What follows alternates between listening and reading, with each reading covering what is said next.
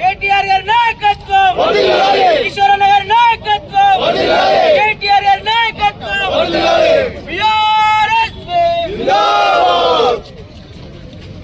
కేటీఆర్ గారి నాయకత్వం, కేటీఆర్ గారి నాయకత్వం.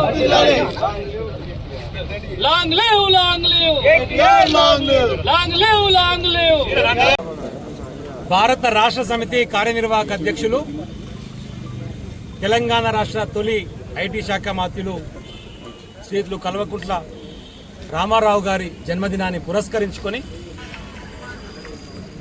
ఆర్ట్స్ కళాశాల సమీపంలో బీఆర్ఎస్వి ఆధ్వర్యంలో మొక్కను నాటి అదేవిధంగా కేకును కట్ చేసి వారికి మా అందరి తరఫున మీ ద్వారా హృదయపూర్వకమైనటువంటి జన్మదిన శుభాకాంక్షలు తెలియజేస్తాం.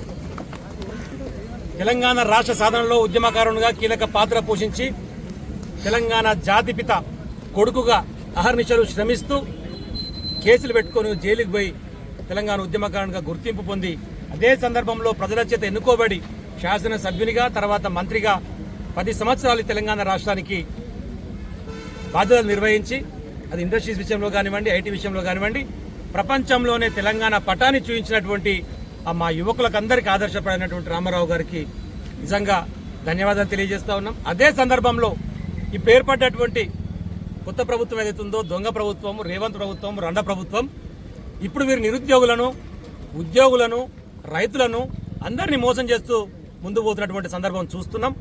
అసెంబ్లీలో కూడా రేపు బడ్జెట్ ప్రవేశపెట్టబోతా ఉన్నారు. మరి దాంట్లో ఏం చెప్పబోతున్నారని కూడా ప్రజలందరూ కూడా ఎదురు చూస్తూ ఉన్నారు.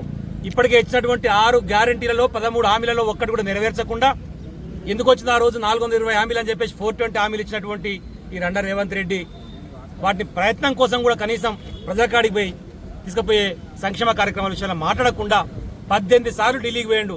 ఇప్పటివరకు కాన్స్టిట్యూన్సీకి 18 సార్లు పోలేదు, కనీసం హైదరాబాద్ ఇష్పెట్టి 18 సార్లు పోలేదు.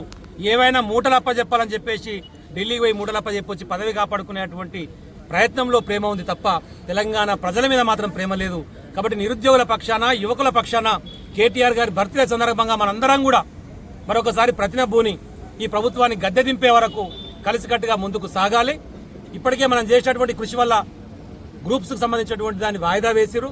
డిఎస్సీ కోసం అహర్నిశలు శ్రమిస్తున్నటువంటి మా వాళ్ళ కోసం 11,000 కాదు, ఎస్జిటి ప్రమోషన్స్ వస్తే 9,000 ఖాళీలు ఏర్పడ్డాయి. 20,000తో మెగా డిఎస్సీ ఏమని చెప్పేసి మనం అడిగితే వెయ్యలేదు. ఇప్పటికైనా ఆర్ట్స్ కళాశాల వేదిక నుంచి వారికి చెప్తా ఉన్నాం, దయచేసి నిరుద్యోగులకు సంబంధించినటువంటి మీరు ఇచ్చినటువంటి మాటకు కట్టుబడి, అది నిరుద్యోగ భృతి అయినా, విద్యానిధి కింద 5 లక్షల విషయంలో అయినా, ఏ మాటలు చెప్పారో అమ్మాయిలకు ఇచ్చే స్కూటీల విషయంలో అయినా వాటన్నింటినీ పరిష్కారం కోసం ప్రయత్నం చేయండి దయచేసి. లేకపోతే ఉస్మానియా వేదికగా మరొకసారి తెలంగాణ ఉద్యమం మొదలవుతుంది.